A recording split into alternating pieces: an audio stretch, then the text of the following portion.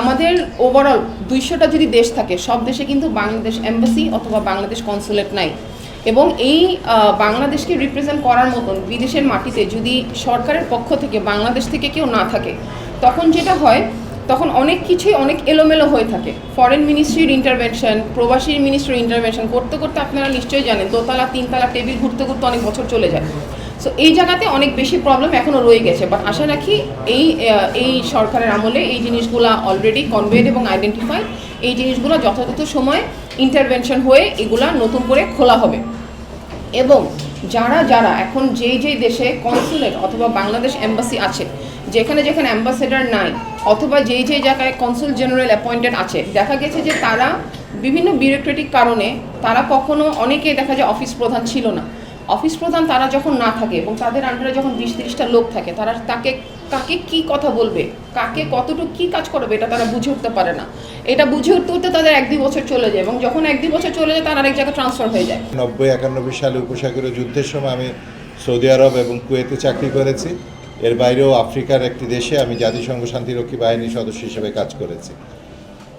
আমি যেহেতু একটু উপরের স্তরে কাজ করার সুযোগ পেয়েছিলাম, সেজন্য আমার স্ট্যাটাসটা, বা আমি হোয়াইট কালার জব করতাম, সেজন্য হয়তো অনেকে ভাববেন যে আমি হয়তো প্রবাসীদের সমস্যাগুলো ওইভাবে অবহিত নই। কিন্তু আমি মধ্যপ্রাচ্যে থাকা অবস্থায় 10 বছর থাকাকালে আমি একটা গবেষণা করেছি পিএইচডি ডিগ্রির জন্য। সেটা ছিল প্রবাসীদের নিয়ে। এক কথায় বলতে গেলে বড় একটা টপিক, সিম্পল কথায় যদি বাংলায় বলি, প্রবাসীদের বোবা কান্না। এটা ছিল আমার গবেষণার বিষয়। তারা কান্না করে কিন্তু কেউ সেটা দেখে না, কেউ বুঝে না, এবং সেটার উপরে আসলে কোনো কিছু করার আছে বলে কেউ মনে করে না। এটা নিয়ে আমি মোটামুটি চেষ্টা করেছি একটা কিছু দাঁড় করানো। তো আমার সৌভাগ্য যে এরকম একটা সংগঠনের সাথে যোগাযোগ হয়েছে আমার, এবং আমি একজন উপদেষ্টা হিসাবে এটাকে সংযুক্ত হয়েছি স্বেচ্ছায়, প্রস্তাব পাওয়ার সাথে সাথে। কারণ হচ্ছে যে আমি মনে করি যে এটা আমার নৈতিক দায়িত্ব, যা আমি জেনেছি, যা আমি বুঝেছি, যা সচক্ষে দেখেছি, সেটা কিছুটা হলেও যদি আমি তুলে ধরতে পারি, অন্তত কিছু মানুষের হয়তো উপকার হবে। আমরা সরকারকে জানাতে চাই, মন্ত্রণালয়কে জানাতে চাই যে প্রবাসীরা একা নয়, তাদের পাশে দেশ আছে, তাদের পাশে দেশের মানুষ আছে, কিছু মানুষ কথা বলার মতো আছে।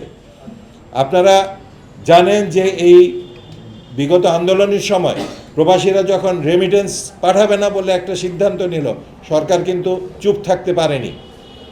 প্রবাসীদের একটা পাওয়ার আছে, তারা দিয়েই যাবে, কিছু পাবে না। ম্যাডাম যেটা বলেছেন এবং শুরুতে আপনারা শুনেছেন যে 1.5 লক্ষ প্রবাসী, তারা বাংলাদেশের ভিজিএফ কার্ড কেউ কোনোদিন চেয়েছে?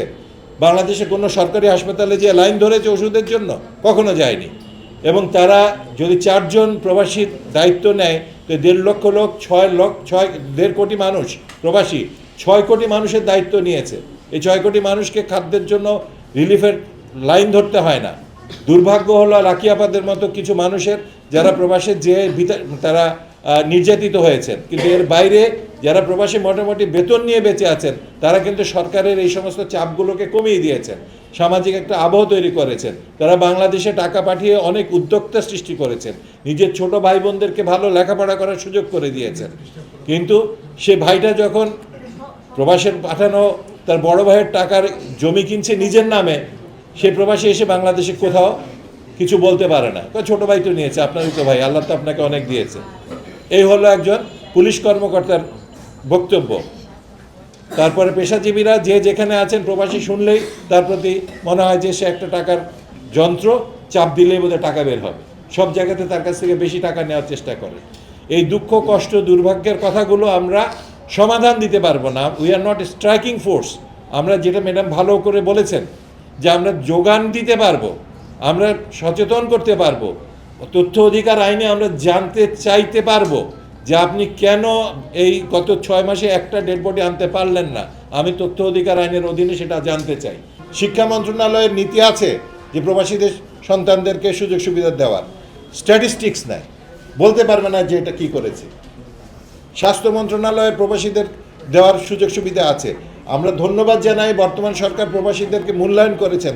অন্তত বিমানবন্দরের যে একটা ভয়াবহ পরিস্থিতি ছিল, সেখান থেকে নিষ্কৃতি দেওয়ার একটা উদ্যোগ এই সরকার গ্রহণ করেছেন। মূলত এই উদ্যোগটুকুই আমাদেরকে নতুন করে অনুপ্রাণিত করেছে। আমি যেহেতু মধ্যপ্রাচ্যে ছিলাম, হাসান ভাইও ছিলেন আমার সাথে ওই সময়ে। আমরা তখন আলোচনা করেছি কিন্তু কিছু করতে পারিনি, কারণ আমরা ভয় পেতাম যে আসলে কথা বলে কিছু করতে পারবো না। রেড টেপিজম বা যে লাল ফিতার দৌরাত্ম, এটা আমাদেরকে কখনো কিছু করতে দিবে না, বরঞ্চ আমাদেরকে নিয়ে টানাটানি উল্টা করে দিবে যে এর স্বার্থ কী, এর ফান্ডিং কোথা থেকে হয়, এটা কি এনজিও নাকি, বিদেশ থেকে টাকা এনে খাবে কিনা। আমরা সেই কথাটুকু উত্তর আগেই দিয়ে দিচ্ছি। ম্যাডাম অলরেডি বলেছেন আমরা নেতা হতে আসিনি, ফান্ডের জন্য আসিনি। তাহলে ফান্ডটা কোথা থেকে আসবে? আমরা নিজেরা ভলান্টিয়ার হয়ে যতটুকু দিতে পারছি সেটা দিয়েই আমরা চলবো, ওটা দিয়ে যতটুকু করা যায় করবো।